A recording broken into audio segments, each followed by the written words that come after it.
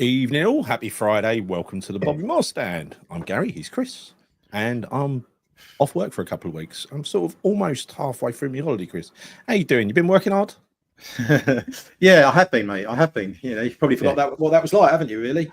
I have, yeah. I haven't worked very hard this week. It must be said. I've stayed in a very, very, very luxurious place up north, which is up north has a different climate to down south. I mean, I didn't realise how radically different. Not that it mattered because the place was so incredible. But yeah, it was our 20th anniversary of me and Lisa. So we had to have Happy anniversary, mate. Happy anniversary. Thank you very much. And might I add, it's a richly deserved break for you. And I know why. It's because you've been working your socks off this year, as I have as well. But I know you have. And I think you really needed this break. You did. So I'm glad you had a good time. Yeah, we literally turned off. And I'll tell you what, right? I don't do spa treatments. I've never had one in my life. But we went to this place that was a spa resort. It was a real top one. And Lisa fucking talked me into getting a full holistic body massage. And I thought, all right, look, we're away. It's for our anniversary. I'll play along. Shall I? Fucking laying there thinking, I'll get this over with. 80 minutes of my life I won't get back, right? Like 10 minutes in, I'm thinking, oh, yes. I'm liking this. I'm liking this. It's on the way out. I'll book the next one. But Indian head massage the following day, which was on another level, to be fair. On another level. I've never had one of them. I've never had one of those before. Is it worth doing? Very good, very good. I was to say I was relaxed. I was still pretty relaxed, but to say I was relaxed, I was on another level of relax. You know what I mean? Different plane entirely. It was that's amazing. That's mission achieved, right? That's your objective achieved because you needed to do it, mate. You did, and like I say, I'm glad you had a nice, peaceful, relaxing break, and also, like I say, happy anniversary, mate. 20 years, man. Yeah, I know. Impressive. Long time. It is, man. You know, I hit 20 next year as well. 20 years well spent. Yeah, you do indeed. So yeah. So it's your turn to spend big money on a shut up, mate. Just you two, you know. Shut up, mate. I don't know if Amanda's going to watch this. I'll share with Amanda how much it cost me if she wants. You know, because that should be a budget. Mate. That should be a budget, right? No. Wait a minute. Actually, it's a good idea because the way I'm going to play this is very simple because I'm taking the whole family to Japan in 4 weeks' time. So that is an early anniversary. You can't offset that. It's in a different year. No, you can't offset that against next year's fucking anniversary. Of course you can't. It's never going to work. It's going to be long forgotten by then, Chris. No, because I think I proposed the year before, so I'm kind of using that as the anniversary. So proposal don't matter. Proposal don't matter. It's about the wedding. It's a wedding. It was a statement of intent, guys. A statement of intent. So that's the way I'm seeing it. So it's an anniversary of my statement of intent. I'm sure I speak for Amanda when I say the Japan holiday will suffice to celebrate you proposing. Yeah. Yeah, I think so. I think it's but then you need something else for the 20 years wedding. Anyway, look, let's not bore everyone. We come here to talk about football. Yeah. Good evening, everybody. Evening, all of you lovely people in the chat. We've got many different things. We'll wrap up all the latest transfer nonsense later on and tell you what we think of it. But there's been, I'll tell you what, I haven't really paid much attention to West Ham until yesterday evening when I started catching up and I watched a few videos. I literally didn't watch any West Ham content for days because I wanted to stay happy, right? And so I was home yesterday night and I watched one of Stell's videos and he took us through blow by blow the Karen Brady interview, the latest smarm fest that came out of Karen Brady's mouth, where she basically did everything except for say whether they were going to back the manager, how much he was going to get. How much he's going to get, that's kind of subjective, whether you say that or not, you know. But as I will explain in a minute, it's kind of meaningless anyway, like how much they're going to get, because you don't spend it all at once. You don't spend it up front. If you're going to buy a £30 million plane, you don't spend 30 million up front. You spend probably, usually because of PSR, a fifth of that. Yeah. So 6 million. So if you want to spend 100 million, you basically got to have 20 million in your pocket, right? Yeah. Which is why it's kind of worried me recently that we've been going in low ball for relatively cheap players. You're talking about the need for a couple of million to get a deal done. And you're sort of thinking, we haven't even got a couple of million, clearly, at the moment. Karen Brady, before we move on to Sullivan, let's just talk about Karen Brady for a minute. Have you seen this, Chris? Keep talking, maybe I'll tell you. Quite honestly, let me read to you some of her statements. Fantastic. She set a clear target for Graham Potter ahead of the 25-26 season. marks, as she said, our 14th consecutive year in the Premier League, the club's second longest top flight run in its 130-year history. Meaningless bullshit. Meaningless. I think anything pre-war is meaningless. It was a different game. In fact, it became the modern game in like the 60s, didn't it? Yeah. Meaningless. It didn't hurt to get relegated in 1918. Or whenever we got when we get promoted after we got to that cup final in 1923, that was the first time we got promoted to the top flight. But getting relegated, as we knew in like recently, late 80s, late 70s, it didn't hurt, did it? It didn't even hurt us, even though there was a clock running. It didn't even hurt us last time we got promoted. We had a year to get promoted under Allardyce, right? We could survive fine for that year. But it does boil down a lot of the time to how much, whether your owners are willing to actually put some of their own money into the club, doesn't it? Of course it does. Well, we all know what the rumour is as well, which is, I'm sure we'll come on to that, mate, but... We will. You can guarantee yeah. because there's more to that than meets the eye. And I see the loyal David Sullivan propaganda machine has been ramped up to the max this week, trying to show him in an even better light than, a slightly better light. Even better? No, it was bad before. Up until this week, it's been not spending, needs to sell before we buy. This week, it's been note the words that are used and how it's translated into headlines. Headlines, West Ham shareholders to invest 90 million for Graham Potter's transfer budget. I mean, number one, that's bullshit. As I just explained, you probably need 20 or 30 million in upfront payments, plus whatever fees and wages that go into it. But you do not pay out 100 million or 90 million. You never do pay that much out in one hit. It's always in installments.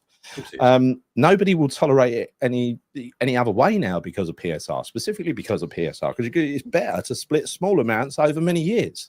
Yeah, well, Chelsea have proven that, haven't they? Yeah.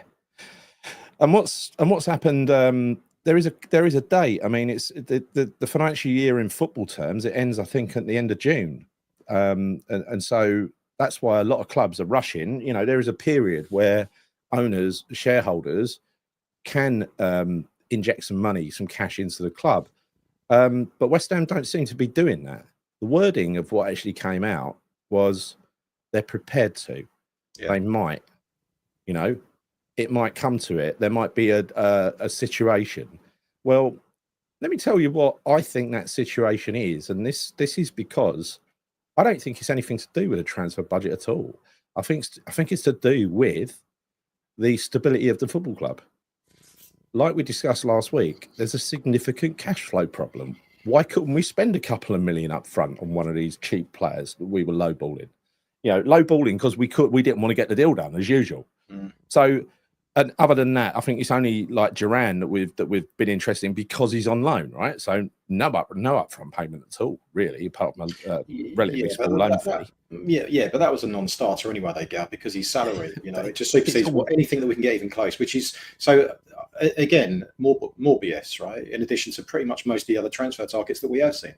And when you talk about all of this, potentially investing money into the club. Well, as I said to you the other day, mate, the way I kind of see this is you can pretty much guarantee that whatever money he injects into a transfer kitty, he's going to fucking charge a club interest on it because he's a greedy bastard. He's going to do that.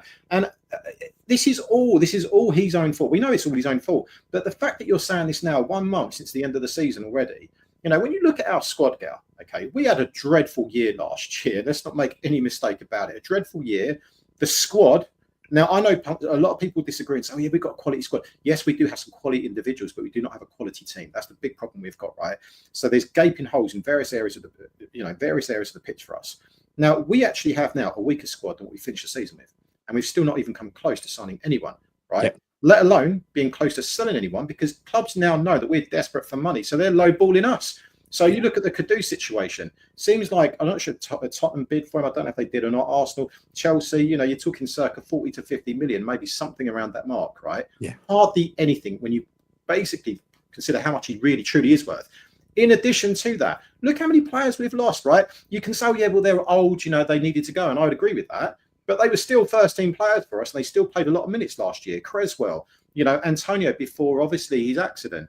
Sufal, he played a lot of minutes. Fabianski, all of these players, mate, they've all gone. Carlos Soler's gone. Evan Ferguson's gone. We have a depleted squad with limited funds and assets that we cannot sell. So there is really no other alternative but to inject money into this team. Because if they don't do this, we are in serious trouble. Now, look, I know that we say this every season. We always worry about it. I remember this time last year, we were worried about the fact that we hadn't made signings, and suddenly there was a flurry of transfer activity, and we thought we'd won the window, right? We're all getting all excited. Oh, we're going to finish in Europe, this, that, and the other. Yeah. But this is different for me, and it's different because for me, this squad now is smaller. We've lost more players, and we also know that it's completely dysfunctional. So this is a significantly critical period of time for West Ham United Football Club. It is, because if we get this one wrong, like we've already got fears around Potter being the right manager for the job. But if he doesn't have the tools to do his job, we're screwed. It's like, I don't know, like I said to you before, it's like giving a fucking bricklayer no cement to lay his bricks, or getting someone, a barber with no fucking scissors. You need the tools to do your job. If you haven't got them, then you're screwed. So he's on a hiding for nothing, right? He is, unless they invest into West Ham and they give Graham Potter the tools to succeed. I mean, so far, what have we done? We've hired a player psychologist, apparently, that Potter used to work with. But I'll tell you, fuck me, they are really, he's really going to have his work cut out there, because if he's going to change the mentality of some of these players, particularly if we actually cannot sell them, we refuse to sell Kudus for say 30 or 40 million. He's going to have to. He's going to seriously be worth all of the money you're paying him. He will be, because I think we need a psychologist, mate. I think the fans need one more than the players. I agree with you. I think it's awful. And the way this has been sold, again, I only caught up on what the channels were saying about this last night and this morning, and I know some of it was a few days old, but the way some people were pitching this was like, well, at least he got there in the end. He didn't understand that we were in as much trouble as we are, but he now understands that we might be relegation threatened. No, it's nonsense. It's nonsense. In my opinion, he still doesn't intend to back the manager. This is the squad we could end up starting the season with, unless we pull our fucking finger out and go and buy some players. That is a relegation squad right there. It's a relegation squad. And as we heard today, Lucas Paqueta wants out. He wants back to Brazil. Yeah. We know Guido wants out. We know Kudus wants out. Alvarez, all these ones, Emerson, Fulkrug. Yeah. Emerson is almost certainly going. Fulkrug was being linked with Alonso the other day at Real Madrid, but it'd be like the third choice there. But then it's like sit on their bench or sit on ours. What would you rather do? So there is an urgency, a very serious urgency here. And nothing that came out from the club this week demonstrated to me that they were willing to act on that urgency. In fact, one thing they said kind of confirmed in not so many words what I'm thinking, and what I kind of confirmed with this guy who quite often answers Sean Whetstone back on Twitter, and he never argues with him because he knows what he's talking about. Now, I'm not going to give you his name, but he knows the situation around the club. And so when he starts commenting on the accounts and on the state of the club, especially from a cash flow perspective, he does know what he's talking about, and he never gets criticised, and his arguments never get torn apart. What he says is, if you remember earlier in the week, they're saying, "Oh, we're putting a deadline at a certain time. We're going to say, what is it? That if they haven't sold Kudus or any of the big assets before a certain date, they will inject money, right? They're not going to inject money now. They're going to wait for a certain date. They wouldn't say when that date was. Which is nonsense, Gal. That's absolute nonsense, because we're losing the race, Gal. It's not nonsense, because there is a date. It's the 25th of No. What July. I'm saying is, I'm not disputing the fact that this has been mentioned and this may be true, but it's nonsense if that's the case, because how on earth we can wait? We can't be waiting, because we're losing the race when it comes to trying to actually recruit and sign new players in. I mean, we've already seen us lose, to other teams already that have signed players that could have been really, really important for us next season. I said to you about Kelleher at Liverpool, going to Brentford. That's exactly the type of goalkeeper that we needed. What was he, 20 million, 25 million? I mean, that's a very respectable price for a very, very good goalkeeper. So, this is the problem. We're a month in, Gal. Pre-season starts on the 7th of July, mate. You're talking a week and a bit. a week and a bit before pre-season starts, and we're starting with the same freaking squad, or with less than what we already had. I don't think we've actually put a serious bid in for anybody so far. I think it's all paper talk nonsense and just people trying to make out, like they did in January, trying to make out we're busy. We're not busy because Macaulay and Potter don't know how much they've got to spend or if they've got anything to spend because no one will fucking tell them, right? And Sullivan has got no intention of, if you think this 90 million thing is about him saying, hands up, I got it wrong. He does not do that. He never says, hands up, I got it wrong. He never has done, mate. Because what happens is when the company's got a serious cash flow crisis, and there is no money to pay the wages and stuff like that, which could happen after the Barclays overdraft becomes due on July the 25th, 40 million, and a number of very, very big transfer fees that are hung over from old deals come due. I think they were due on May the 31st, right? So when you look at those couple of things, you realize that it's going from bad to worse, and it gets to a point where the shareholders decide, the company's going to collapse or we're going to save it. And the only way they can save it is to put their own money in. It's the only option, really, unless they bring an outside investor in. So all this is being painted and dressed up as the knights in white, you know, coming along. They're coming along on their white horse. You said knights in white satin. Yeah, I don't know where I got that from, right? But they, you know, they're coming along on their big white stallion, that Sullivan with Kretinsky on the back, and they're going to bail us out and give Potter some money. The heroes. They're not fucking heroes. Sullivan is a terrible, terrible club owner. He's a porrent. And, you know, unfortunately, Lady Brady, who's more interested in blowing smoke up her ass about how great it is in there in that stadium and talking nonsense to whenever she gets a microphone put in front of her mouth. It's how have we ended up in this situation? We've been in this situation 3 times before and been bailed out. We were bailed out, you know, firstly by Trip Smith, given a donation for nothing, no strings attached. That Trip Smith one. Then Kretinsky, they quickly spent his money by paying back all of the original investment that Gold and Sullivan made. They got it back. They've actually invested nothing in this club. Nothing. And then Declan Rice as well, mate. And Declan Rice was the 3rd time they were bailed out. This is the 4th time we've been in this cash flow situation, this dire cash flow situation. He's all we were last time was a broken leg on Declan Rice away from being in the situation we're in now. Yeah. Where we don't know if we can sell Paqueta.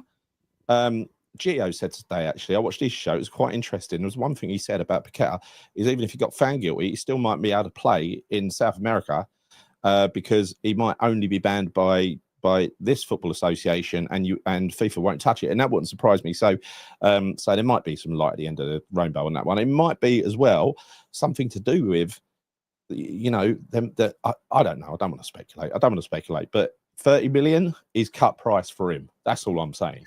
Yeah, but going back to your point though, around investing, if we get to a point in time when we haven't sold the likes of Kudus or Paqueta, which are obviously 2 of our most sellable, valuable assets that we've got, well, obviously that's a massive concern, mate, because like I said, we're going to be scrabbling around trying to find players when other teams already have. Do you know, right? And I didn't even know this until yesterday, but we're one of only 5 teams in the Premier League that haven't made a signing so far this season. I know. You know, I can't be including Todibo into this because he was already a West Ham player and we were obligated to sign him. Can't. So, you know, with that in mind, games for us already, Chris. He's a player already. Yeah, but you know what he's like. The club will say, "Oh, we signed him," but we knew we were going to have to sign him. We knew we were going to have to sign him. So, you know, I'm not using that as an excuse, right? So, I'm just worried. You know, when is the actual date? Okay, when is this kind of mysterious date where he's actually going to suddenly say, "Right, I'm going to put money into the club now"? Because honestly, when you look at the players we're being linked with, Gal, realistically, every time I hear certain names coming out, I just straight away, and I'm not trying to be negative here about West Ham because I don't want to start the season off being all dull. I'm not at all because I'm actually looking forward to the season. This is something to be negative about, though. This is worrying, Chris. Yeah, it's absolutely worrying, right? But I don't want to start the season like I ended the last one. Is what I'm saying. But that when I think about some of the players that we're being linked with, right? It's kind of a bit embarrassing because I just cannot see much truth in most of it. The only ones that I ever see truth in are the players that I've never heard of before that are cut price bargains. They're the ones I'm thinking, oh yeah, okay, there may be some truth in that. But other than that, I mean, obviously there's the Harvey Elliott link as well. I think that was yesterday. Now, realistically, we can't afford him. We can't. I think he would definitely want to leave Liverpool because he wants to get first team football. So I'd understand it would make sense for him. Perfectly makes sense. Maybe the only way we could possibly look at signing him is on a loan. But I would imagine that Liverpool wouldn't want to loan him. They'd rather probably sell him and get some cash in, right? So I just don't see that one happening. But I also think there will be other teams that would want him in their squad. But he would be the ideal type of player for us in midfield. No question about it. 100%. We'll come talk about transfers in a minute. Let me just finish on this Brady thing, right? Because a couple of quotes. Let me just repeat what I said earlier because there's a bit more to it. And it's so smarmy as it goes on. The upcoming 2025-26 season marks our 14th consecutive year in the Premier League, the club's second longest top flight run in its 130-year history. That continuity is no small feat, and we're committed to using it as a foundation for even greater progress, even greater than staying up. Brilliant. Absolutely brilliant. However, this has been interpreted by fans and media as setting the bar quite low. Brady inadvertently made it clear that West Ham's #1 objective is extending their second longest stay in the top flight for a 15th consecutive season, which many supporters find underwhelming given the club's resources, or lack thereof, and recent European success. Brady has been under pressure this week regarding the club's strategy. She said, however, the truth is that it simply would not be beneficial or appropriate for reasons of protecting our objective on the field to reveal which players Graham Potter is keen to sign in the summer transfer window, which positions he is prioritising, or how much we will be spending. This bit's annoying. Spoke about the London Stadium plans. Someone asked her about, can we do safe standing like pretty much every other club's planning to do, right? She said she just gave an excuse, brushed it away, and said, and this is something that I watched Stell's video first last night, and it kind of wound me up on the way home for the first time. He wound me up for the first time this week. So thanks, Stell. Fresh calls for West Ham ownership inevitably intensify after Karen Brady made a controversial statement about the club's plans on London Stadium. When asked about implementing more safe standing areas, she said, there are no current plans to introduce further rail seating at London Stadium in 2025-26 season, disappointing fans who have been promised improvements. She basically blamed it on, there's nothing we can do about it. It's the stadium owners, the stadium operators that have got a contract with David Sullivan to do seat maintenance or something like that, right? It goes in one and out the other. One of his other companies, not West Ham. So the 90 million is not a donation. The 90 million would be to get the club out of Stuck and have their asset dissolve into being worthless. It's for their own good that they would be doing that. Yeah. And if you look at the, I don't know how they would do it. I'm assuming that Sullivan would put in as little as he could, and Kretinsky, would use a 50 million out of the corner of his wallet or something like that. But at the end of the day, you could end up with the pendulum swinging to the point where Kretinsky's a majority shareholder. But I think there is something in the constitution about Sullivan remaining chairman, which is the club's constitution. That is right. So it's just not. But nonetheless, a majority shareholder is a majority shareholder. So I'm sure. But like I explained last week, don't be expecting great things out of Kretinsky. All right, look, it'd be, as far as I'm concerned, anyone but Sullivan. Literally anyone but Sullivan. So Kretinsky, I welcome him with open arms. But don't think he's going to be getting his wallet out anytime soon, because he ain't. PSR, by the way, is a load of old nonsense. That excuse, that's already been established. It's been, I won't go into it because it's been established several times what the actual reality is. And the reality is we're not in danger of PSR. We're not. It's been proven. So now let's go through a few comments, and then we'll talk about the transfer news, of which I've got quite a lot of transfer news. Probably none of it real, but let's go through some comments first of all, yeah? Yeah, go for it, mate. Do you know, while you're doing that, I want to open my door up because I feel like I'm in a sauna right now. I'm melting here, Chris. I'm fucking under the lights in the shed on a summer's night. I'm the same, mate. Honestly, to me. This is supposed to be tomorrow, Chris. You actually look like you're in a sauna, though. The backdrop you got there, it looks like you're in a sauna. Yeah, it's very apt. Very apt. Go for the comments, guy. I'll be back 2 seconds. I will do. Right. Okay, so Nusi had a message years ago. I thought that hole looked really big before. Oh, fucking hell. Oh, God. Come on. I've got to go all the way down now. They set us back a month in the transfer market. It's more than a month because literally it's going to be another meaningless preseason, isn't it? Right? What's the point in going to America when we haven't bought any new players in and half the players are in limbo waiting to be sold? What is the point in that? You know, but again, it's a money-making thing. And the same with Lopetegui. He didn't have a good pre-season because the business got done after he come back. Only a little bit got done before he got there. It was the most godforsaken tournament. I know this one will be a higher standard against better teams, but we will not have the best we're going to get out of it is some run-outs for the kids. So that could be a good thing, I suppose, because it is against proper, sensible opposition, right? Yeah, it is, Gary. But the thing is, right, surely these types of tournaments, these types of trips, really, we need to be integrating new players into the squad. It's a perfect opportunity to, you know, essentially kind of, as I say, integrate them, build a kind of a team morale, you know, get those players involved with the other players. But they're not going to be involved in that because we've got no one.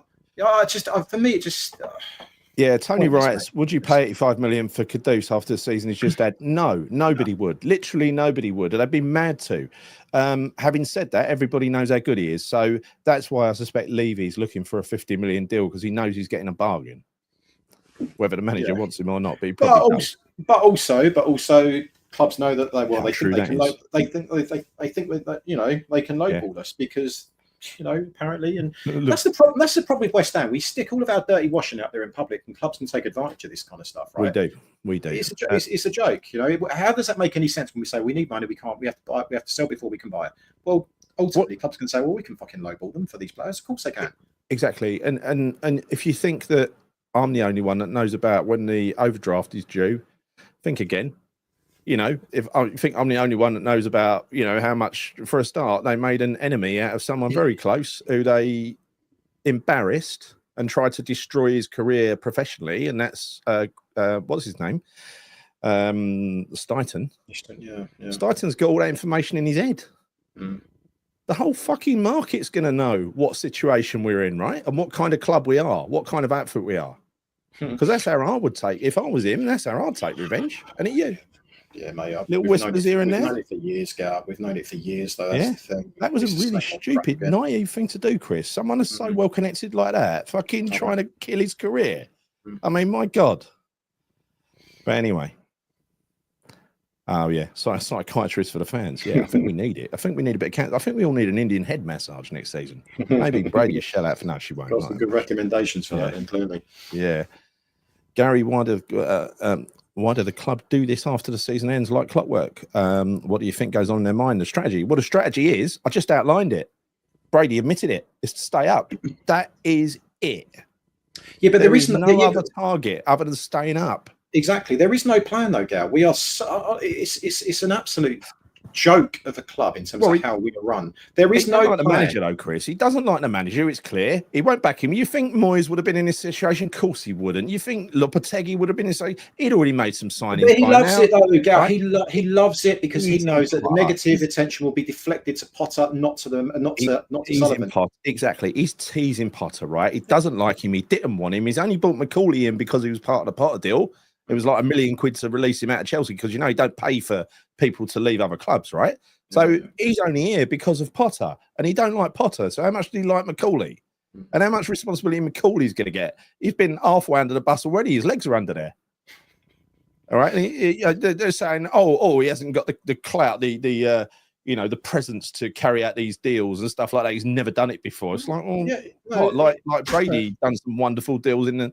Oh God. He doesn't have the money. That's the problem, mate. It's not having the clout. He doesn't have the money. He doesn't have the backing. That's the problem. Yes, exactly.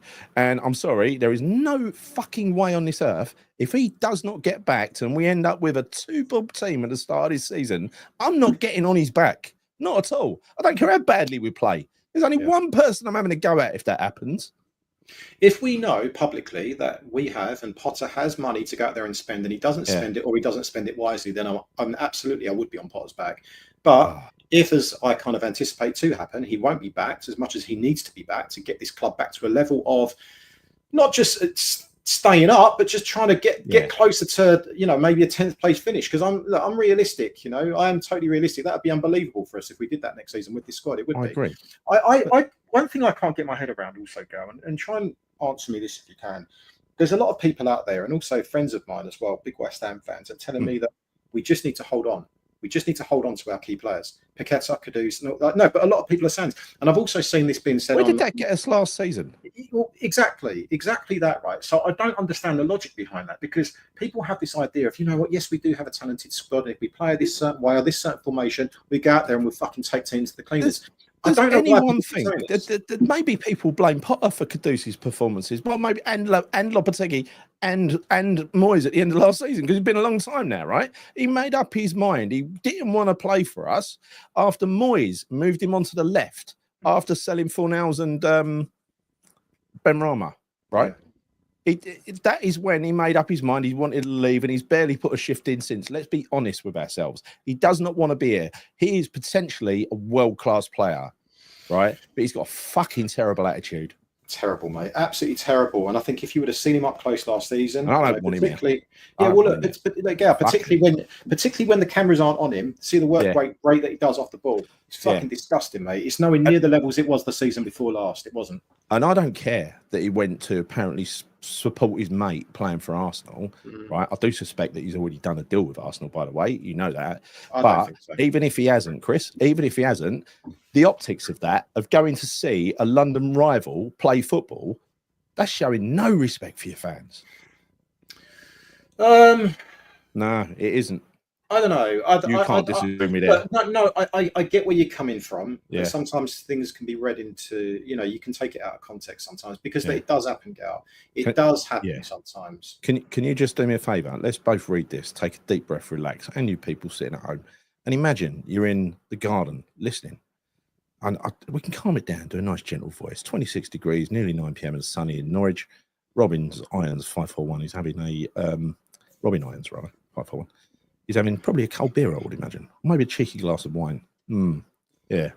I'll tell you what, though, that's one. Do you know what? Let's talk about the weather, mate, because it's been glorious, hasn't it? It's been lovely this week. I mean, there's been a few moments. Well, maybe not so much for you because you've been up north, right? But it's been lovely here. It's going to be lovely next week. And I was on the beach last Sunday. It's beautiful.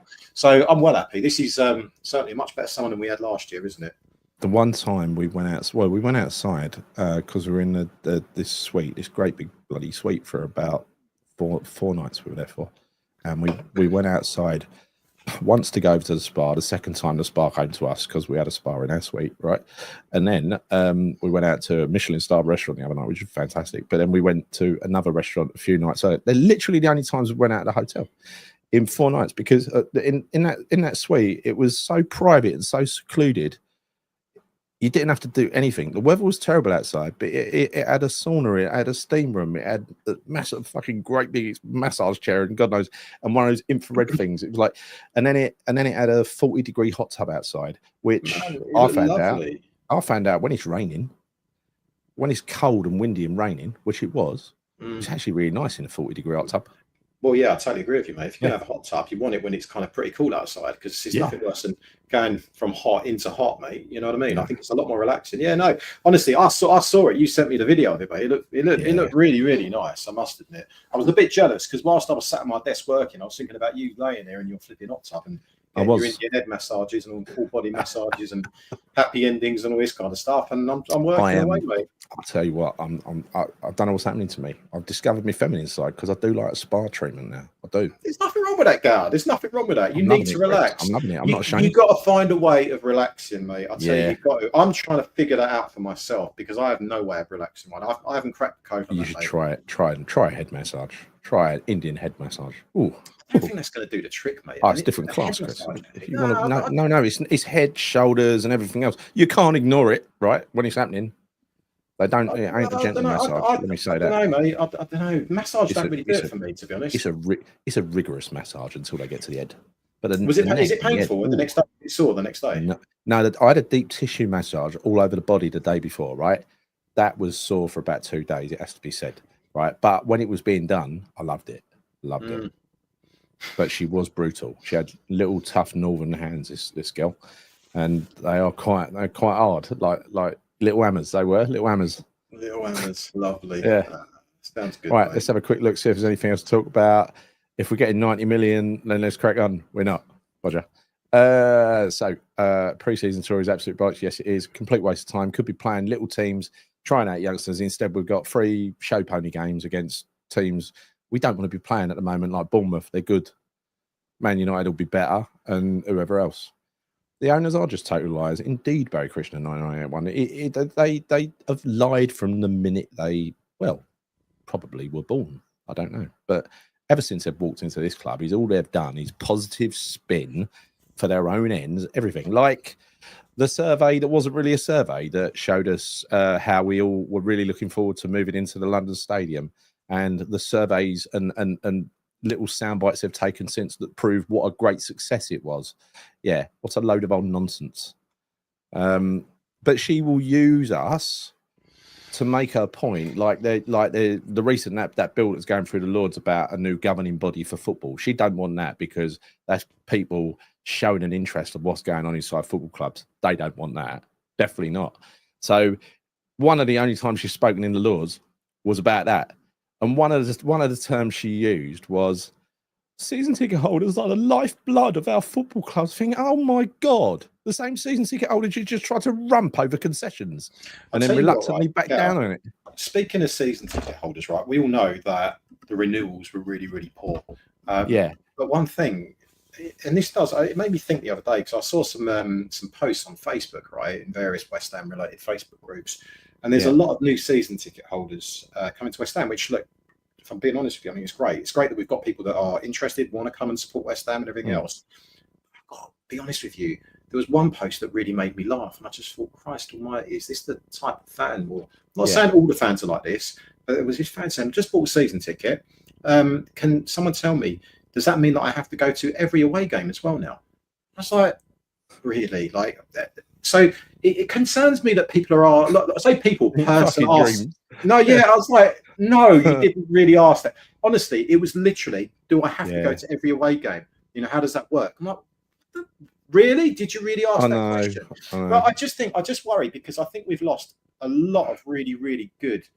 I mean, all of our fans are great, yeah, but I just feel that some of them have been incredibly loyal. We know season ticket holders that have been season ticket holders for 10, 20, 30 years that are not going back. I'd love to know, Chris. I'd love to know how many season ticket holders who moved into the stadium from the old place, how many have walked away, how many didn't make the journey, and how many have walked away since, because I reckon most of the 2,000 who didn't renew this year were those. I think, yeah, absolutely. And it is worrying because, I mean, I know, and also a lot of my friends that used to go to Upton Park don't go to London Stadium. They refuse to. They still love West Ham, of course they do, but they don't turn up to games anymore because it's a whole different experience, as we've discussed many, many times. You know, my sister was one. She used to be a season ticket holder. She was a season ticket holder at London Stadium for the first 2 or 3 seasons. Didn't renew because it was just like, no, this is not the same experience for me. I think we've lost so many good fans, but equally at the same time, we've also inherited a lot of fans because we've seen the younger generation coming through, which is great. Yeah, absolutely fantastic. And when I say about new season ticket holders, I'm just referring to that one, right? I'm not referring because it's great that we're getting new season ticket holders coming in. Of course it is. Yeah. But I'll tell you what, they're going to be in for one hell of a fucking ride next season. That I can tell you, because, you know, if we have anything close to the football we were watching last season, they ain't going to enjoy it. They're not. And I don't want that for any new season ticket holders. We don't. We want fans to be fucking off their seats, watching something, being excited, enjoying what they're watching. I really hope that's going to be the case, mate. But yeah, I think, no, look, that's our dream, right? That's all of our dream. I don't really care about next season where we finish as long as we don't go down. There is a benefit of going down in that will probably be the one thing that gets them to move on, because it's far too much of a risk these days to plunder money into a club when you get relegated in a bid to get promoted again, just in case that money goes missing as well. It's throwing good money after bad, right? That's the difficulty.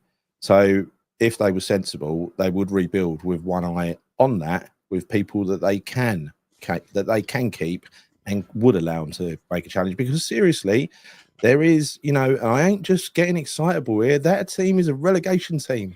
It's a relegation team. Yes, it is. I agree with you. And if you look at, right, if I've got a little list of certain players, and I know you have as well, so we can go through that as well. Yeah, let's do it. What ones do you have? We just do this one thing here, right? Cast your minds back. James Hammers 2998. Last reminds back when Potter was asked in a press conference about a rebuild, and he said there isn't going to be a big rebuild. He said the same thing yesterday, I think. Now, people are going to start digging him out. The ones who like to dig him out are going to dig him out over that and say, oh, you're giving Sullivan an easy ride. Well, no, think about it from his point of view. What happens if he goes off about it? They're not fucking backing me. He'll get even less money. And less chance of staying in his job, right?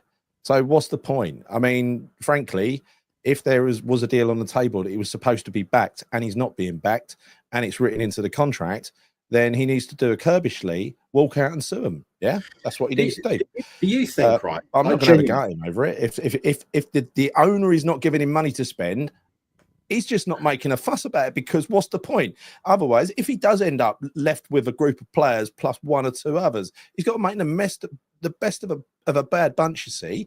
And what's the point in him playing that down and saying, oh, we're a bit shit, aren't we? Gary, right, question for you. Yeah. Because I've got my own thoughts around this as well. But do you see a version whereby we retain the likes of Paqueta and Kudus next season? No. Like, genuinely? No. I think absolutely not. I think Paqueta goes for 30 million easily, probably to Brazil. That's what he's being touted about. But that's been on the table, on the cards for ages, right? There's a reason I'm asking you this, Gal. There's a reason why I mention this, because I would agree with you, because we've been he's actually said he wants to go. He's actually said he wants to go. So what's the point? What's the point in keeping him? Kudus wants to go. What's the point in keeping him? He's changed. Yeah. He's so desperate, Kudus. He's got himself yet another agent. He's ditched his brother. Look, I get all of that, right? I'm just saying to you that if there is any way, by hook or by crook, that, you know, Graham Potter, this new fucking sports psychiatrist or whatever fucking bring it in, manages to turn their heads and actually say, do you know what, you need to stay at West Ham for another season. Because if you look at it, if you look at last season, it was a catastrophic season, not just collectively as a team, but individually as players. You know, there's not really anyone that came out of any credit apart from the likes of Aaron Wan-Bissaka.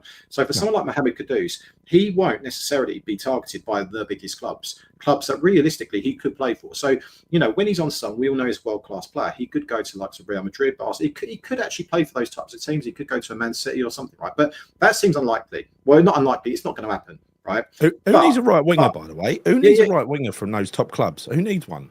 But anyway, right, so hear me out, right? So so if he stayed at West Ham for one more season and gave it his all, don't forget he's contracted to West Ham. We don't have to sell him and we don't have to accept a lowball offer for him. We don't have to do that at all. No. We don't. Unless the club comes in and matches what the actual, you know, what I think was 85 million. But we don't have to sell him. So my point being is, if we actually did manage to retain him, then suddenly, if he stays, and I don't think it's going to happen, but if Paqueta stayed as well, then suddenly the rebuild, really, you're talking about central midfield and up front. Those are the two key areas that we need to address, and obviously goalkeeper as well. It's not that much of a significant rebuild if you can get an on-song Kudus next season. I'm just saying, I know it might seem a bit unrealistic. It might seem unrealistic, mate. Listen, it wouldn't be the first time we didn't have a squad, but let's see how we can construct a first team and what parts we need. All right, Areola, he's fine. He's good enough. Wan-Bissaka definitely good enough. We've got Skulls. We'll need another left back. We can probably get by with the centre halves if we bring one of the youth in. Irving, they're trying to. That, Gal. We need a centre back as well. I disagree. We need fair enough. No, I'm just saying what we could survive with, right? I don't think that's going to get us relegated, to be honest. Irving. We need a defensive, a proper aggressive defensive midfielder and an attacking midfielder without a shadow of a doubt. We need. I think we've got wingers. If we sell Kudus, we're lacking one. We're one down, but we got one on the right. We got one on the left. So as a first team, if we keep Souček and JWP for certain occasions, not every game, but for certain occasions, they're fit for purpose, right? We've got to hope that Potts can come in as a defensive midfielder. We've got to hope that that Casey can fit in now, because he's been around the first team for several years, ain't been put on loan a couple of seasons. We've got to hope that Orford might be the one that can unlock defenses. You know, if some of these kids come good, Earthy, you know, could do it. If some of these kids come good, even if only 3 of them come good this season out of 6, or 2 of them out of 6, that is a right result, because another 2 players or 3 players to this little list, if they're quality like some of these kids are, that could turn out all right, and that might mean you only end up needing 3 or 4 players, right? But you've got to have, really, it's a long old season. It's a brutal season. We need a striker, Chris, don't we? We're probably going to lose Fulkrug at some point. I wouldn't sell him personally. He's contracted to us for 3 years. I'd insist he stays here. He's not going to sulk like Caduce. So I would just go and sign another striker that's got pace, so that you got a choice. Just to bring you up on one point you just mentioned there about youth players coming through, right? Yeah. So you've mentioned 3 out of 6, mate. That would be unbelievable. And realistically, that is never going to happen, right? It won't. No. We would be lucky if 1 out of that 6 starts 100%. To become a bit of a permanent fixture. And you know what? The only one, and I do really rate Orford, but the only one that I genuinely believe that actually probably might even start the season by default of the fact that we cannot be exactly. He's the one player. That is the one that I believe will succeed at West Ham. The other ones, I hope they do. But I'm totally unsure about it. But with Potts, I feel almost certain that he will become a success at West Ham. I think. You know what? I think I've got a feeling about Earthy. I've got a feeling about Earthy and or either Orford or Earthy. Got a good feeling about. I think Casey will be a bench dweller and he'll get some minutes. Marshall, again, he did really well, but I think he'll have another loan spell in Championship this time. Yeah, right? he needs to. He's not ready. He's not ready for the Premier League. He was good in League One. He was decent in League One. He needs to be tested in the Championship, just like Potts was. So I think Potts could be an answer for us in that holding midfield role. He could be. I agree. But I mean, I don't know. I mean, when Graham Potter, when he's putting out there saying maybe there's not going to be a big rebuild, maybe in his mind he actually believes that we actually will start the season with Caduce. Maybe he has no intention of selling him. I don't know. We don't know, do we? We don't know. No, we don't. We don't. Let's go through a roundup, right? So I've got a roundup here. So there's been, believe it or not, rumours of, because they'd literally sell anyone at the moment if they had to, right? If they had the chance to, and they've been talking about Souček going to Burnley. Why would you do that? Why would you do that? He's not going to go to Burnley. Oh, that's nonsense paper talk. The one that's nonsense about us getting that Daniele Rugani and Part X for Aguerd, that ain't going to happen. Juventus, go away, pay some, get your money out, get your wallet out. Yeah, but going back to that one though, Gal. Just going back to that one with the Juve thing. So that one also hinges on Aguerd going to Juve as well, but they're also lowballing offers for him. Yeah, so I mean, everyone's lowballing offers because they know we're desperate. Million. They think we'll take something rather than nothing, right? Do you know what? Though? I will say one thing. Now hold up, right? I've got to just mention one thing that I remembered. If Juve are going in for 12 million for Naif Aguerd, I think I might win my 50 quid bet about Mavropanos if he goes, because there ain't a fucking chance in hell that he's going for more than Naif Aguerd. He's not even half the player, mate. So you better get your wallet ready, mate, because I'm telling you, if he ain't going anywhere. It's a safe 50 quid, Chris. He ain't going anywhere. He's going to be a star. I'm going to hold you to that bet. I'm going to hold you to that bet, mate. They're going to sort the big fucker's head out, right? That's why the psychologist's been brought in. He's a psychologist who specialises in tall blokes, apparently, and he's been brought in specifically to sort his head out. So why does he lose his shit so regularly? He's got everything. He looks like a player. Psychiatrist guy, this sports psychiatrist or whatever you want to call him. Yeah, you've seen a picture of the guy. He looks like he's just come out of school. Yeah, but sports psychology is really important in this day and age. It should be part of the armory. I'm surprised we haven't got one there. We've really not got a sports psychologist there. That's a bit pathetic. I thought we would have had one on staff. It's definitely needed at West Ham, mate. That's for sure. Definitely. But have we not got one, though? Have we not got one? I think he's got his work cut out. I tell you, he's got his work cut out. He really, really has. So I don't think it's a bad move at all by all accounts. I don't. I know a lot of people are laughing at it, but I think it's something. Allardyce, the dinosaur, he loved the sports psychologist. He believed in all those little treatments, those little bits and pieces, and give you another 1%, 2%. And I didn't like Allardyce, but I agree with him on that sort of stuff. It was the right thing to do. Antonio, this thing's fucking dragging on. Starting to feel like we're going to offer him a new deal. I heard through the grapevine that they'd asked for double what we'd offered him. I don't know what we'd offered him, but apparently he wanted double that. And his contract runs out on Monday. That's when he's contracted to West Ham. Just let him go. Just let him go. Because I said this before, Chris, and you know this anyway. The Premier League takes a different level of fitness entirely. Not only that, you've got to be robust. I cannot see how his frame, after what he went through not long ago, interesting observation from Gio, he's been out a shorter period of time than Somerville, right, with a hamstring injury. He's got himself back, probably in a hurry to get a contract.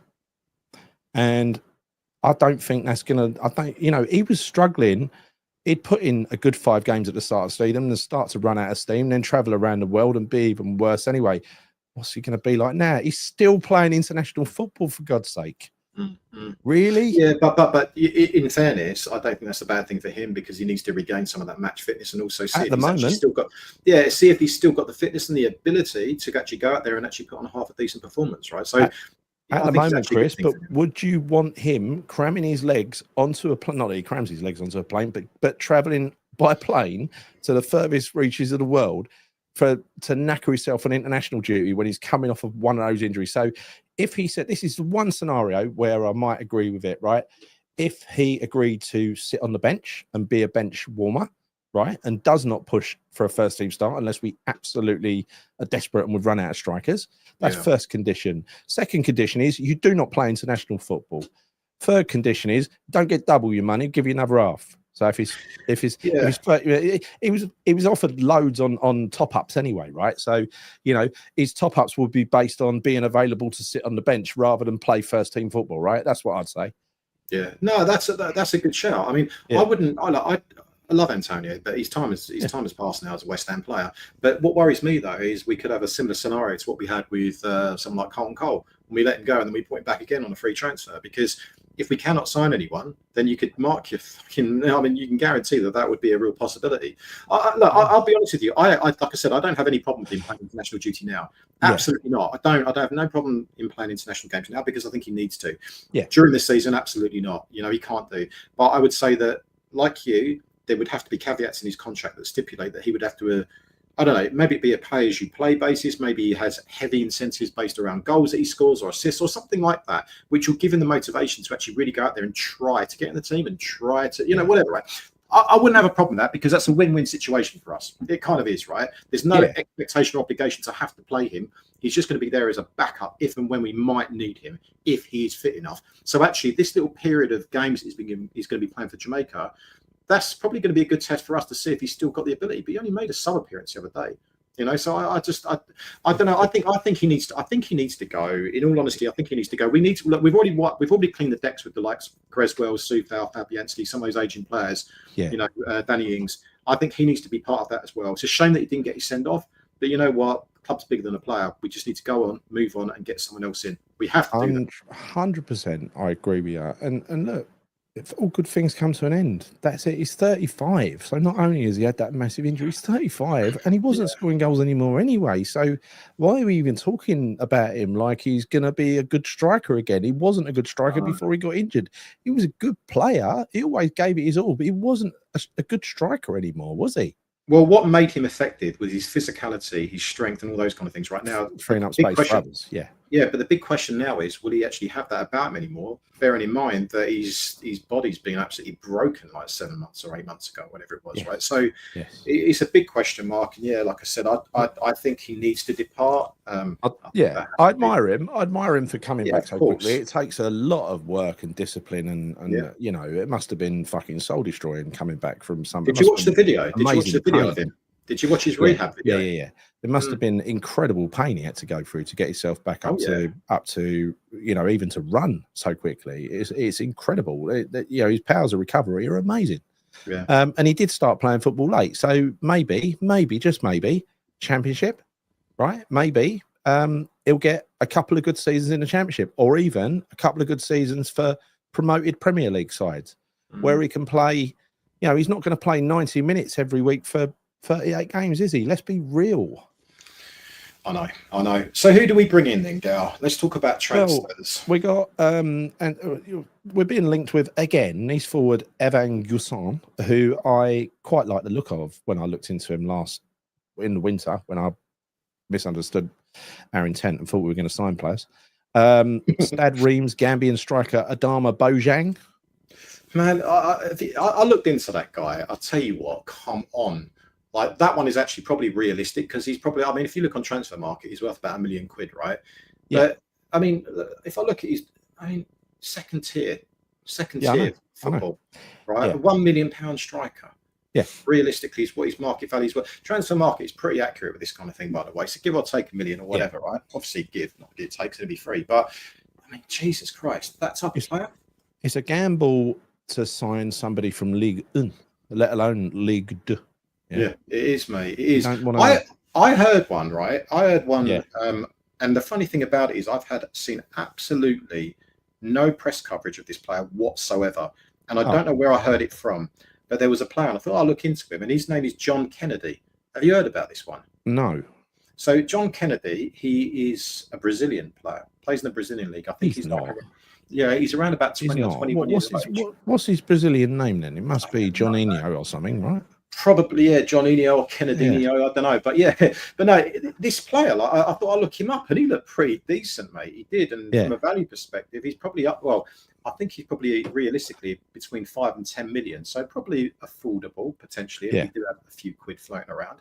I quite like players like that. I know we had Guilherme, and that was a bit of a gamble, and he might come good. We've still got Guilherme.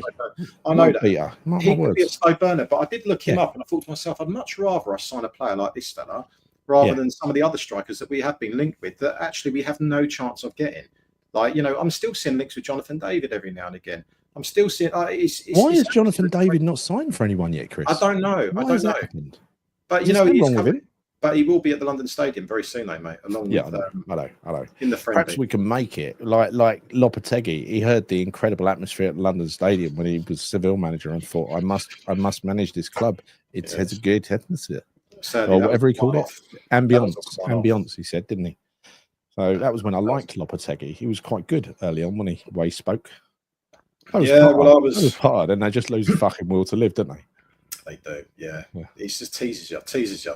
But then, other than that, if you look at the other strikers, so you got him. There's another guy that also plays in France. Yeah. Again, this one is going to be a stretch because he had a very good season last season. His name is Arnaud Culimuendo. And he plays for Rennes. Yeah. But he scored 17 goals in 3 games. Culimuendo Wonderland. Yeah, I ain't gonna sing that. That's just too much of a frigging mouthful.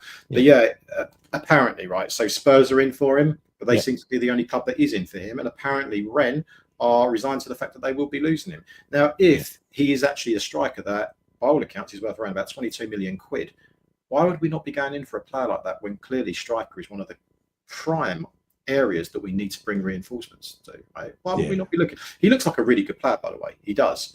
I mean, whether he'd want to come to West Ham or not is another thing altogether. But why are we not even trying to sign players like that? Why? I think there is some element of truth with some of the players that we're being linked with because they're shit. So which ones are probably real and which ones aren't. When you hear the names of like Jonathan David or Angel Gomez, all these ones are not, that's a load of nonsense, right? You know that some of the Brazilian established players out there, that's a load of nonsense as well. The same names that have been touted around for the last 2-3 seasons. Yeah, but that you can just literally forget. When we're linked to fucking waste of time, players, that just smacks of salthouse to me. It's like they're getting a bit desperate because this is the trick that Sullivan plays. He lets the fucking window drain down to the point where the manager's desperate and he'll take anyone. I don't think he will take anyone. The only, so I think he's, and that's going to hurt him. It's going to hurt us. But I hope Sullivan ain't playing that game because he did allude to it the other week. There's no rush, there's no panic. We usually do a lot of our business in the last week of the winter. Oh, fuck off. Just run the club properly, like a proper owner. You muppet. But Gary, right? Okay, so we do our transfer. Maybe he's right. Maybe we have done that, but that ain't really worked very well for us, has it? No. So maybe need to change tact a little bit and get the players in early. It's proven when you get these players in early, it does make a significant difference in terms of getting them to bond with the other players. No one even has to explain it. Everyone knows that getting you got a new manager and you got to make a load of changes. You get the players in early so that they can all get used to each other. You don't just spring them on them, spring the players that the manager doesn't want and can't use on him in the last fucking week of the window, like he always does. Lopetegui, I didn't like him in the end because he was useless, but he wasn't as useless as he was made out to be. It's just he didn't get the players he was promised. So there you go. He didn't get the striker he was promised. He got Fulkrug. Fulkrug was injured. He couldn't use him, right? He didn't rate Todibo. He didn't want him, right? Deep tissue massages, they are a killer, but they are. But it doesn't mean to say, Gal, that he was an awful manager for West Ham, right? I mean, I know what you're saying. He didn't get some of the players that he wanted, but bloody hell, managers should be doing better with the squad that he had, right? Of course they should. Yeah. I just don't think he's been as crap everywhere else. That's my point. Anywhere else, right? As he was here, he looks incompetent with us, and he ain't incompetent. He's a half decent manager. He ain't the one that we wanted. but he looked like he didn't know what the hell he was doing with us, didn't he? Yeah. I don't want to talk about Lopetegui No, anymore. exactly. I really don't. What have you missed? Randy, good question. Good evening. You've missed absolutely nothing, Randy. Nothing going on. Nothing going on in transfer market. Load of lies about they're going to inject 90 million. Right. Let's have a quick look at some of the comments, Chris. Tony Wilkins has said he walked away this season. Yeah, you and many others, Tony. For instance, like Adam Smith, he walked away. Season ticket holder since 1991. Fucking hell. Almost as long as me there. In fact, that is as long as me, because when did the Bobby Moore stand open? It's longer than me. 93, wasn't it? 92. Yeah, because I had a season ticket for half a season before that stand opened in the West Stand, and then I was in the Bobby Moore stand for the rest of the time. Claire was a season ticket over 20 years until they sold our song for this shithole. See, Paqueta wants to leave. What a surprise! Yeah, stay for our support like hell. Look. I can empathise a little bit with Paqueta. I do feel like he owes us a season, though, but at the same time, I can understand if his head's all up in the air. Thing is, as well, if he does get found guilty, it's his own fucking fault, isn't it? Yeah. Yeah. And I won't have any sympathy for him if that happens. I'm sorry. I think if he does get found guilty, he's fucked us. I mean, those offences happened in 2022-23. Right, and about 6 months after that, all this nonsense came up, and I think it was at the start of the 23-24 season. It came out, didn't it? It's been running since then. That's how fucking incompetent the FA are. They couldn't just bring it all to a head, even when they know the decision. They're making us wait another fucking 8 weeks. That's how good the FA are. They've done everything to turn this against him. You know, if I was to put money on it, I'd say it'd go against him, but I don't know. I hope it doesn't. 30 million for him feels like Payet type profit. Yeah. You're talking about Paqueta, I guess. It's not profit though, is it? It's a loss. I know what he means though. He means we took a lowball offer for Paqueta when he was at his fucking finest, right? He was just off the back of the Euros when he got player of the tournament. No, we sold him for what we bought him for. I think we're not far off. It was pretty much it was because we had to, and that's what's going to be the situation with Paqueta. Many other clubs would say, "Well, I'm sorry, mate. Sorry you feel like that, but go and train with the kids until your attitude improves." But those days have changed, though, Gal. Those times have changed. It's not like that anymore. No, some managers are still hard asses. You know, that's what the geezer at Villa did with Duran, right? Yeah, but not at clubs like West Ham. It's not like Gal. Moyes is better than Potter. Well, you know, better what? Don't know. I mean, I don't see how you can come to that conclusion until you've seen Moyes had all of his players that he ever wanted and more. Potter has got none of his players. So how can you balance one up against the other? Because if you compare, you know, what he did in his last season against Brighton after building it for 2 years compared to what Moyes did in the Premier League, well, he's much better. I just see no benefit in comparing managers. No, there isn't. Particularly with Moyes, because he's done. Like, we can't keep talking about managers of the past, right? I don't even tell you what.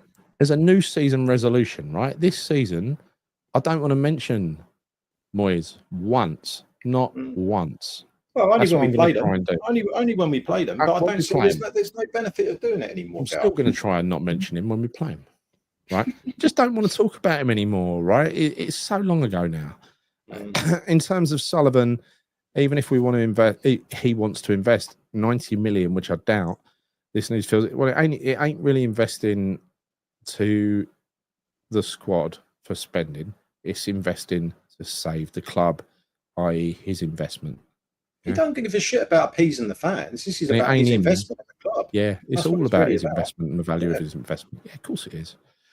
But they got an overdraft to pay off in the meantime, and that comes due on July the 25th, which I suspect is the date they're thinking they might have to, change plans and plunder money in. Yeah, and imagine that, Gav. And you're talking, 2-3 weeks before the start of the season, and we're trying to faff around trying to find players. Tell you what, if it happens around July the 25th, you know the calls, don't you?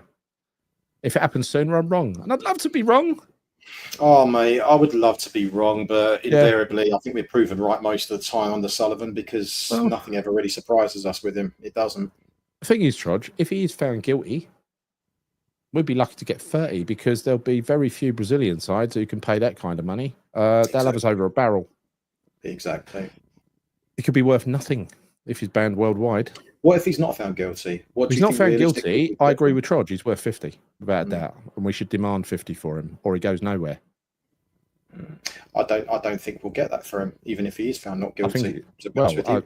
I think he stays. Then I would definitely force him to stay, because one thing I'll say about Paqueta is I don't think he has been the type of player who can possibly go out on the pitch, because he feels the passion of football too much and the fans. He lives the game when he's on the pitch, right? He loves football. I don't think he can switch his emotions off like a light bulb, like Kudus can. No, I would agree with you, but I also believe that he does want to go. And I think I saw some of his posts on Instagram, and I'm pretty sure that he was at a Flamengo game quite recently, and all of these kids were kitted up in kits, their kits and all this, that, and the other, right? Now, all right, fair enough, he might have supported that team as a youngster himself, but it seems likely that's the one Brazilian team where he might end up. So I think that one is on the cards, if I'm being honest. If he's going to leave and he's going to go back to Brazil, which seems highly likely, expect him to go there, nowhere else.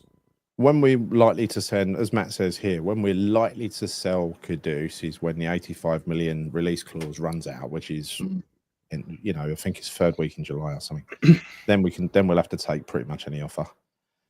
This is constructs of a championship team. Yes, it is. It's shocking. It's shocking. I'll tell you, people who I responded to some guy on Twitter, G-Man, I think he was called. He said he predicts we're going to finish 7th. I said to him, what logic are you thinking 7th? Because, literally we haven't done anything in the transfer market yet, and we need to do so much. And then even if we got all the players he needs, if they arrive the week before the season starts, he's going to need 3 or 4 weeks to bed them in. So you write off the first 3 or 4 weeks of the season already. I mean, my God, it's so depressing. It is, mate. I don't know how you would come up with that. I mean, I admire the optimism. This is a good point by Wetty Fapu. Why don't we go and rump Brentford for some of their good players, right? When they decide to inject some money, weaken them because they haven't got Thomas Frank anymore. They're not going to get another Thomas Frank. I think that they could be struggling. Because do you really think though that we are an attractive enough club? And it sounds crazy to say this. We're more attractive than Brentford. Are we? Well, Brentford with Thomas Frank, I'd say no, but Brentford without Thomas Frank, it goes back to being, unless they do a Burnley and find a fucking star, but I don't think they've got a track record of bringing in great manager after great manager. He's been there years.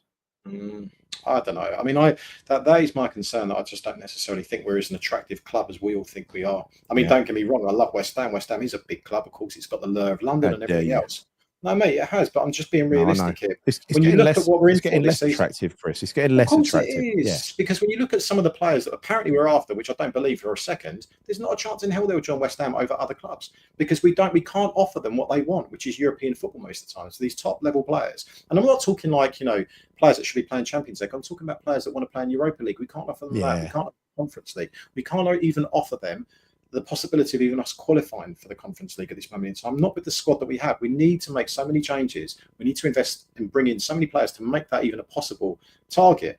I don't see it. I mean, Karen Brady's put it out there. It's pretty obvious, really, what our expectations are next season is to stay up. Honestly, I think if Brady and Sullivan were offered now, you know what, you can finish 15th next season, they'll bite your hand off. And that's about as high as our kind of aspirations are. Well, not our aspirations, but theirs. For West Ham next season, it's just about staying up, mate. That's all it is. By the way, when you see that John Duran rumour bouncing around, don't get excited about it. I mean, just reflect back on what happened in January when Sullivan put a bid in that he knew was not going to get accepted. It's just to drive speculation. That's all it's there for. Yep, no one bids until the last moment due to Sullivan's constant leak, whiny about. Look, if you act desperate and you tell everyone you're desperate, people are going to treat you like you're desperate. Right, that is the way it is. Gary and Chris, what do you think about Brady propaganda? I think it's appalling. Like I said earlier, it's bloody appalling. She's annoying. She always gaslights us. She constantly gaslights us. I think she knows it's nonsense. She knows that 1 minute she's saying, all of the old West Ham fans who are retirement and perhaps they might want to move seat. If they're considered an OAP, they have to go and stand up and watch up the top of the stadium miles away and take the young kids with you who want to watch. That's how much she loves West Ham fans. And yet she will use West Ham fans to try and win an argument and laws and say, season tickets are the lifeblood of West Ham United. Oh, shut up. She'll say whatever it takes to suit the situation. We know that, self-publicist in the extreme. What happens to Onyedika? Well, I'm hoping we'll get him because he's a player we need. He looks good. You know, funny name aside, he looks good. He looks good, doesn't he, Chris? Mate, I'd love to see Onyedika. Only one Onyedika. Oh, mate. Well, Yeah, but what happened with all of those? I mean, the other links as well were like that Daniel Cummins kid. I'm not saying he was going to be ready for first team or anything, but apparently we signed him and then nothing's happened. I mean, he would have been a free. But I mean, again, I look at a lot of these links. So we've spoken about Harvey Elliott, James McAtee. Do you think James McAtee will join West Ham? He's having a good. Well, no, actually, I don't think he will. Amari Hutchinson, I like him, good player, but I do believe that what Trudge says here is that I do believe Macaulay and Potter have got a list of targets. I do believe they've got a list of targets. Well, of course they must have. I mean, it'd be mental if they didn't, but they just don't think they can necessarily sign them. Thank God, Mavi's staying. Thank God I can keep me 50 quid.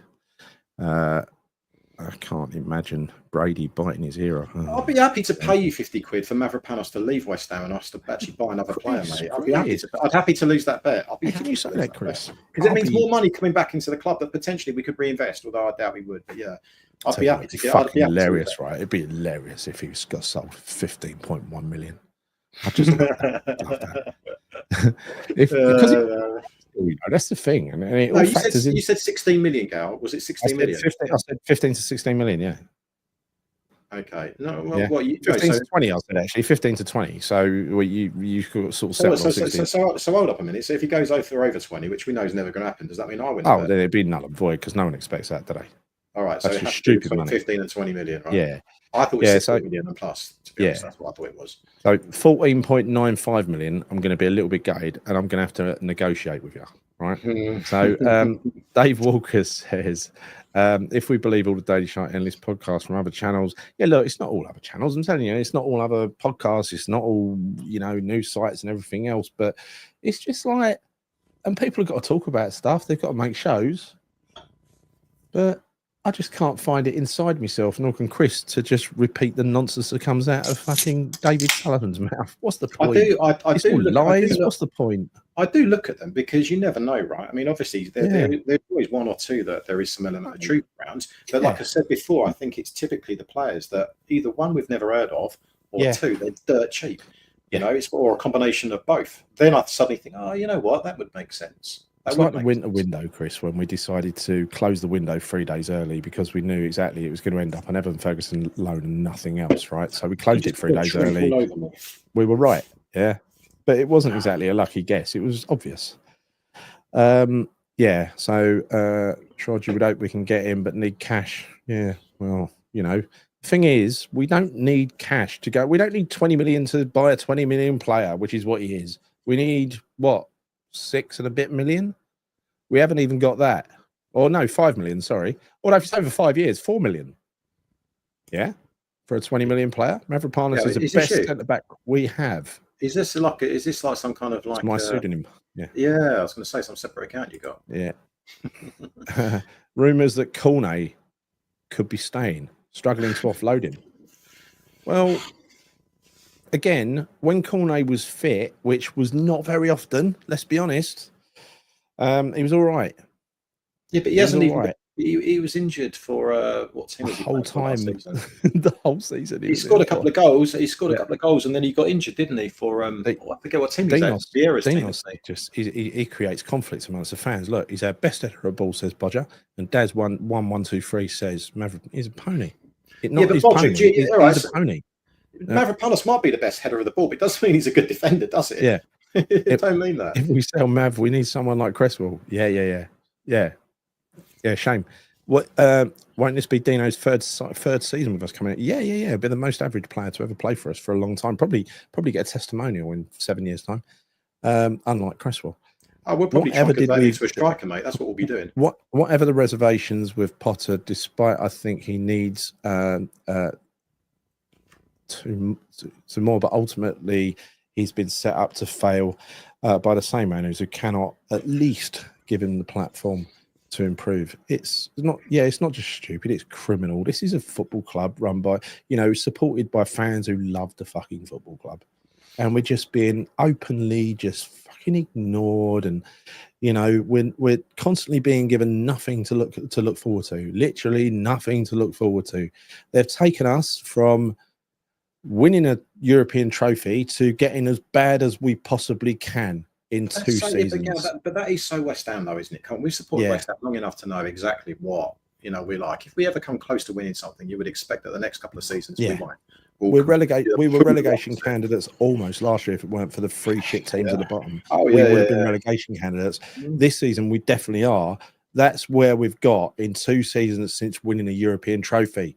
Well done, you wonderful owners. You're brilliant. Fucking useless. Right. Yep. Honestly, against any standard, any benchmark, you measure their performance, this club, against literally any other club who we would consider to be around about a peer, and that would be in this day and age, Forest, Brentford, Brighton. You don't even talk about teams like Villa. I mean, even Spurs have done spectacularly badly last season, for once finished below us. Doesn't happen very often, does it? It just happens. So they had a geezer who just didn't believe in defending, and they still won a cup, right? So at least Levy. Look, they don't like Levy at all over there. I know that, but at least Levy's not afraid to get rid of a manager and bring another one in. And what he's not afraid to do is pay to release a manager and bring him in because he thinks he might be the right manager to do the job and make the magic happen. Then I'd rather have Levy than Sullivan. Every day of the week and twice on Sundays. Yeah, absolutely. He's made 52 appearances. Yeah, amazing. Hey, remember Panos? Yeah. Jesus, I'd love to know how many 45 from the bench. Yeah, I'd love to know how many goals he's been responsible for conceding during that period of time. Antonio to Wrexham. That's the one with the celebrities, isn't it? So maybe that could be good. Actually, it could be a good fit for him. Yeah, but they've been saying that though, like him and Creswell. I reckon Creswell will end up there. Can we not get Cole to pull on the boots? He's at the club. He still looks fit, Cole. Honestly, Morel, unless he keeps getting those persistent injuries, I don't very much want. But let's see. Our loans work better this time. Our loans have been woeful for years. Kelly, Marshall, and Potts, all the great players, all got players of the season awards on loan. Yes.